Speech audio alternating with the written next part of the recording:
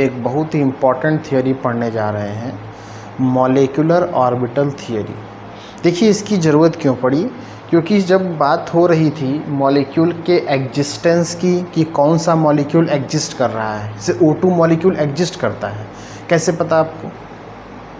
ये कैसे पता O2 एग्जिस्ट करता है? हाइड्रोजन एग्जिस्ट करता है, N2 एग्जिस्ट करता है। ऐसे कोई मॉलिक्यूल आपसे कोई भी कह देगा एग्जिस्ट करता है, आप मान लीजिएगा ऐसा नहीं है। हम लोग क्या करेंगे, चेक करने के लिए ही एक रूल बनाया गया, एक थियोरी दी गई, जिससे हम लोग पैरामैग्नेटिक कैरेक्टर, डायमैग्नेटिक कैरेक्टर, साथ में कौन सा मॉलिक्यूल एग्जिस्ट कर रहा है, यहाँ तक कि यहाँ उसका बॉन्ड ऑर्डर निकाल करके कौन सा मॉलिक्यूल स्टेबल है और कौन सा अनस्टेबल है, हम लोग ये भी बहुत अच्छे से पता कर सकते हैं। आइए समझते हैं। थोड़ा सा लेंथी चैप्टर है लेकिन थोड़ा सा इम्पोर्टेंट भी है। मॉलिक्यूलर ऑर्बिटल थियरी, हम लोग पहले आज थियरी बात कर रहे हैं, जिसको हम लोग MOT कहते हैं क्लास। देखिए क्या बताया गया था इसमें, when 2 or more atomic orbitals, when 2 or more atomic orbitals are combined, then molecular orbitals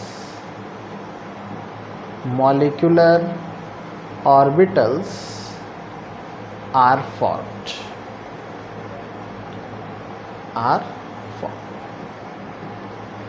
है ना। जब दो एटॉमिक ऑर्बिटल आपस में कंबाइंड होते हैं, देखिए ये एटॉमिक ऑर्बिटल है, ये भी एटॉमिक ऑर्बिटल है, जब ये कंबाइंड होंगे तो आपका क्या तैयार हो जाएगा, मॉलिक्यूलर ऑर्बिटल। दूसरी बात, ये जो मॉलिक्यूलर ऑर्बिटल होते हैं, molecular orbital is of 2 types. कितने टाइप के हैं? 2। कौन कौन सा? एक BMO है और एक ABMO है। BMO called bonding molecular orbital. BMO को क्या कहते हैं? बॉन्डिंग मॉलिक्यूलर ऑर्बिटल, और इसे कहते हैं हम लोग anti bonding molecular orbital. Anti bonding molecular orbital. और देखिए जो BMO होती है, BMO has less energy than ABMO, hence BMO is more stable than ABMO। इसे कहने का मतलब है, एक यहाँ पर समझाते हैं, ऐसा होता है। देखिए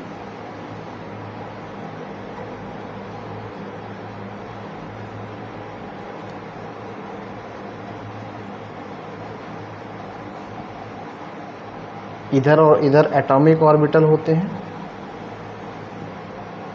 यहाँ पर जो होता है क्लास, वो जैसे एक एग्जांपल दे रहे हैं, सिग्मा 1s और सिग्मा 1s की एंटी बॉन्डिंग, ये BM ऐसे एनर्जी इंक्रीज करती है। यह वाला पार्ट BMO होता है और यह जो होता है वो ABMO होता है। तो एटॉमिक ऑर्बिटल जब कंबाइंड होते हैं तो मॉलिक्यूलर ऑर्बिटल तैयार होता है, जिसको हम लोग MO से लिखे हुए, है ना। तो आप देख रहे हैं 2 एटॉमिक ऑर्बिटल आपस में कंबाइंड हो रहे हैं तो मॉलिक्यूलर ऑर्बिटल का फॉर्मेशन होता है। ये तो एग्जाम्पल के तौर पे भी आपको बताया है, आगे समझिए। देखिए एक पॉइंट और है, पॉइंट तो अभी क्लास अभी और निकल के आएंगे, जरा ध्यान समझिएगा।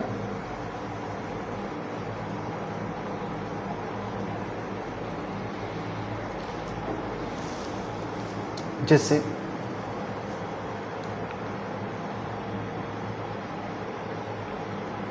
only 10 molecular orbitals are known, only 10 molecular orbitals are known। कौन कौन से? पहला सिग्मा 1s, ऑर्डर ध्यान रखिएगा, सिग्मा 1s की एंटी बॉन्डिंग, सिग्मा 2s की एंटी बॉन्डिंग, सिग्मा 2px, फिर पाई 2py, पाई 2pz, है ना, फिर पाई 2py, पाई 2pz की एंटी बॉन्डिंग, एंटी बॉन्डिंग को ऊपर स्टार लगा रहे हैं, फिर सिग्मा 2px की एंटी बॉन्डिंग। ठीक है। Exceptional case, exceptional case B2 N2 C2, देखिए चेंज हो जाएगा ऑर्डर, सिग्मा 1s की एंटी बॉन्डिंग, सिग्मा 2s की एंटी बॉन्डिंग, फिर पाई 2py, पाई 2pz, सिग्मा 2px, फिर पाई 2py, पाई 2pz की एंटी बॉन्डिंग, फिर सिग्मा 2px की एंटी बॉन्डिंग। आप देख सकते हैं first, second, third, fourth, fifth, six, seventh, 8, 9, 10 और मॉलिक्यूलर ऑर्बिटल हैं, और जो 10 ऑर्बिटल्स मॉलिक्यूलर आपको दिख रहे हैं उसमें यहाँ पर चेंजिंग होती है एक्सेप्शन केस में, ध्यान रखिएगा। सिग्मा 2s एंटी बॉन्डिंग तक कॉमन है, उसके बाद चेंज हो जाता है। केवल B2 N2 C2 के केस में ही चेंज है, और बाकी में सब में वही रूल चलेगा पहला वाला, तो उसमें कोई ऑब्जेक्शन नहीं है और उसको आप बहुत अच्छे से सुंदर तरीके से कर सकते हैं। और देखिए बॉन्ड ऑर्डर को कैलकुलेट करने का जो फार्मूला बताया गया है, bond order calculated by formula, कौन सा फार्मूला दिया गया? Bond order NB minus NA/2। NB क्या है यहाँ पर? NB है नंबर ऑफ बॉन्डिंग इलेक्ट्रॉन, और Na जो है वो number of anti bonding electron है क्लास। अब आप फिर सुन लीजिए, ये जो बॉन्डिंग है जिस पे स्टार नहीं लगा हुआ है, एंटी बॉन्डिंग जिस पे स्टार लगा है, 3 केस बनते हैं क्लास। पहला हो सकता है बॉन्ड ऑर्डर 0 आ जाए, दूसरा केस हो सकता है बॉन्ड ऑर्डर इंटीजर में आ जाए, इंटीजर का मतलब हो गया 1 2 3 4 एंड सो ऑन। हो सकता है कि बॉन्ड ऑर्डर डेसिमल में आ जाए, या आप कहिए फ्रैक्शन में आ रहा हूँ तो डेसिमल में आ ही जाएगा। अगर 0 आता है तो इसका मतलब होता है कि मॉलिक्यूल डज नॉट एग्जिस्ट। अगर बॉन्ड ऑर्डर डज आ गया 0, इसका मतलब हुआ कि मॉलिक्यूल एग्जिस्ट नहीं कर रहा है, मतलब वो मॉलिक्यूल है ही नहीं। दूसरी बात कि अगर इंटीजर में आता है तो इसका मतलब हो जाएगा कि molecule exist and stable, exist भी कर रहा है और स्टेबल भी है। और अगर डेसिमल में आ रहा है तो इसका मतलब है molecule exist but unstable, exist तो कर रहा है लेकिन वो अनस्टेबल है। आइए अब एक पॉइंट में हम लोग जो है इसको एनर्जी लेवल डायग्राम को बनाकर समझ लेते हैं कि कैसे इसमें ये 10 के 10 मॉलिक्यूलर ऑर्बिटल्स बनेंगे और कैसे वो कवर होगा। ये अभी बात हम लोग को समझ लेनी चाहिए, जो कि एग्जामिनेशन पर्पस से बहुत प्रॉब्लम होती है। तो पहले क्या करिएगा, एक लाइन या और एक लाइन या बराबर से आप खींच लीजिएगा और यहाँ से शुरू करिएगा। देखिए ऐसे सुंदर तरीके से बनाइएगा, इसीलिए हम आपके सामने साथ साथ बना रहे हैं ताकि गलती जो हो आपको पता चल जाए। इस तरीके से आप यहाँ बनाएंगे, यहाँ बनाएंगे और यहाँ 1s, ये 1s किनारे वाले क्या हैं, एटॉमिक ऑर्बिटल, इधर क्या होगा मॉलिक्यूलर ऑर्बिटल, है ना। यह सिग्मा 1s और यह सिग्मा 1s की एंटी बॉन्डिंग। अब क्लास एक और बनाइए,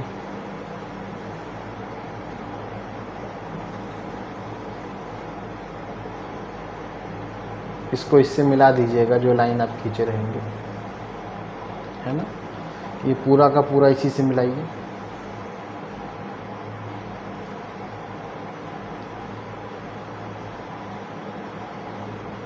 एक दो बार बनाएंगे प्रैक्टिस हो जाएगी आपकी। 2s 2s, तो सिग्मा 2s की एंटी बॉन्डिंग। अब जो क्लास ऊपर वाला आप बनाएंगे उसमें ध्यान रखेंगे थोड़ा सा उससे बड़ा रखिएगा, क्योंकि उसमें डबल बनेगा। ये बता रहे हैं कैसे। देखो जैसे ये है क्लास ना, सिग्मा 1s की एंटी बॉन्डिंग, सिग्मा 2s की एंटी बॉन्डिंग, सिग्मा 2px, पाई 2py, पाई 2pz, पाई 2py, पाई 2pz की एंटी बॉन्डिंग, सिग्मा 2px की एंटी बॉन्डिंग, है ना क्लास।